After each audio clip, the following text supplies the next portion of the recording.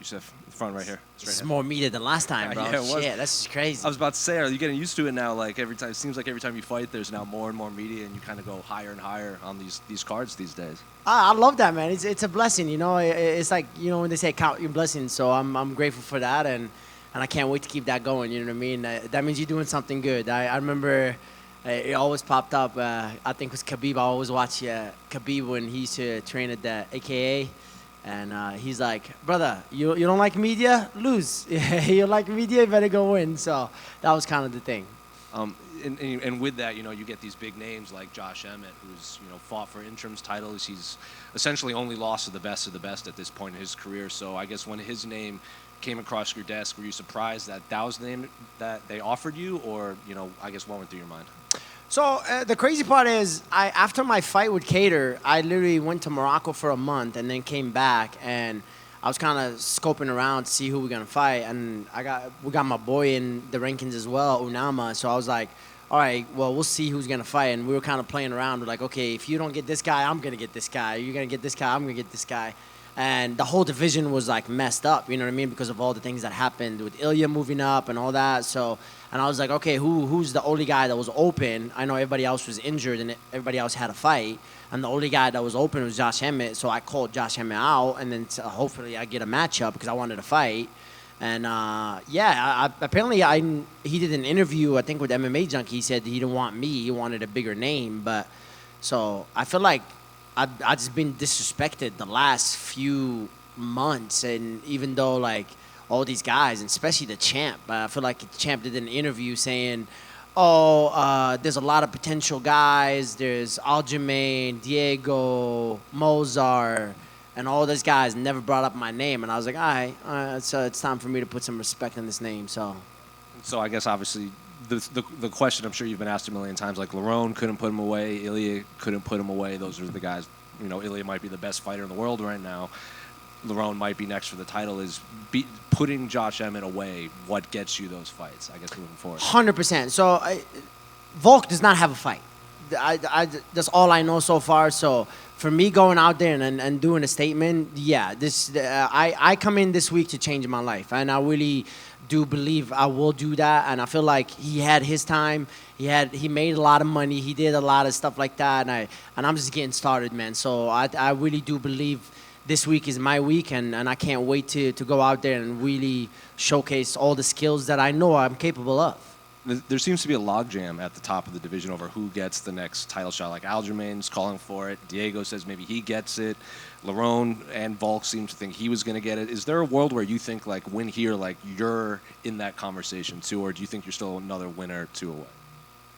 Finishing Josh Emmett will 100% get me either the title shot or get me into the conversation of a title shot. No questions asked. So to go finish that guy, the last time that guy got finished was the guy fought for the belt. He fought for the interim belt. So for me to go out there and do that, and obviously, like you said, the pound-for-pound #1 guy couldn't do it. So for me, even though that was an easy matchup for Ilya Taporia, I think, but, I mean, Josh Emmett, bro, he's well-known. Like, he's more known than me. So it's like, I still don't think anybody knows my name yet. You know what I mean? So I really take this week to get that respect, and that's what I'm here for.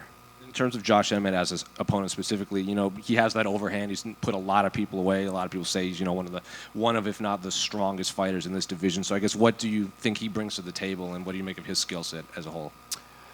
He brings a lot of stuff. Like you said, that right hand, overhand, right hand, whatever you want to call it, it's the hardest one at 45. There's no way. There's no questions asked. Besides Jeremy Stevenson, he's the hardest hitter 45er, I think, beside McGregor and all those guys. But obviously Ilya is out of the conversation now. But it's definitely like, I have to respect that right hand. If you don't, you're an idiot. You know, you're about to go to sleep with it. So, but you also saw grappling for the first time since his UFC debut, his last fight. So there's a lot of things that you got to be careful for MMA. You know what I mean? And that's the beauty of it. You know, I love puzzles, and this is a huge puzzle, and I can't wait to solve that puzzle.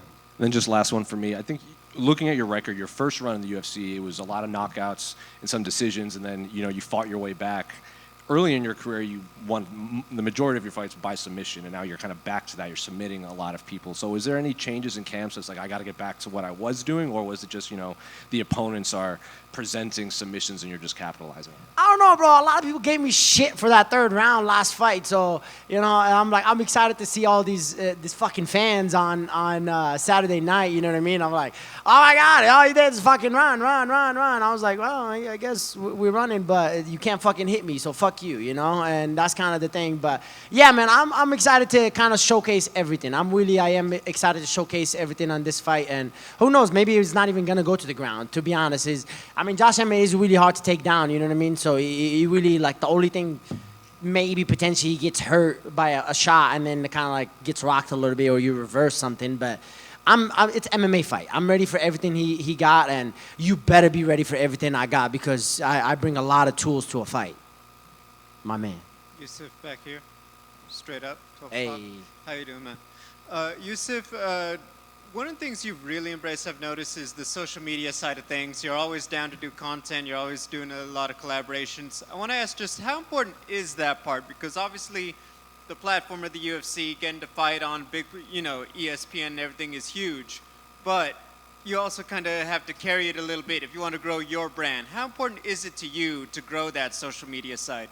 Oh, it's very important in this sport, but I feel like I'm bad at it, bro. I'm so bad at, like, social media. I feel like I'm not having, like all these guys, they got big partnerships and all this and that. I have no partnerships. I'm like I said, I'm like the humble guy of this MMA version, you know what I mean? It's like the Wish Walmart version, whatever you call it. But, I was kind of like slowly come in. There's a sponsor there and that. But my main focus is being a world champion, and I will be a world champion. So I definitely got to get better at that, 100%.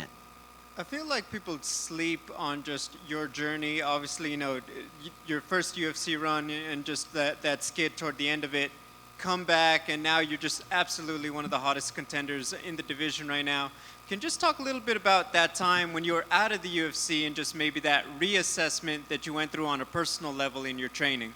God, bro, that just gave me chills, just you saying that. But yeah, man, it's rough. It really tested me as a man. That's the biggest thing, to really see all your dreams is basically gone. You know what I mean? They're like, well, you suck. You're not good. You thought you're good. You disappointed everybody that believed in you and stuff like that. So I really had to go in a dark moment to really go find my why and my reason why I started this and why I do this. And there's a lot of people behind my back that I really go out there and represent. So for me, I had to represent myself first, and it was deep moments, and I'm blessed and grateful to be alive and healthy, and obviously do what I love.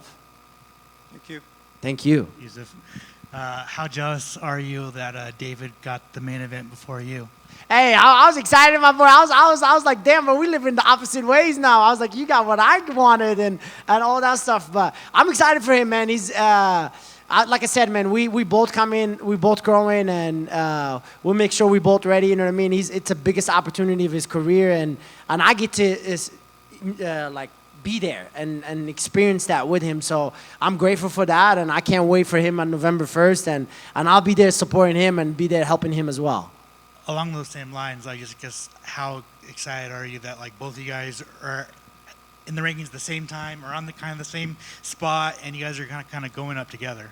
Oh, bro, we always joke around. I was like, okay, you're going to get this, I'm going to get this guy. You're going to get this guy, I'm going to get this guy. If he said no to you, he's going to say yes to you or something. So it's kind of like always playing around that way, because I know we both wanted to like kind of like fight, climb up, and we kind of like Josh Emmett was in the conversation, and I got it, and obviously he got Steve Garcia. But I think that's a bigger fight. I think that's a way more exciting fight, to be honest. So I can't wait to go watch that and be one of those fans like, oh yeah, So I can't wait. Awesome. Thanks, bro. Damn, bro, I knew you got to rub in that main event, huh? I see what it is, bro. Yeah, I'm on your ass next time, bro.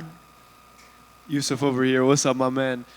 I know sometimes you go a couple years without seeing your mom in Morocco. How much motivation does it give you to, if you win, get that 50 G's, you can go visit her again?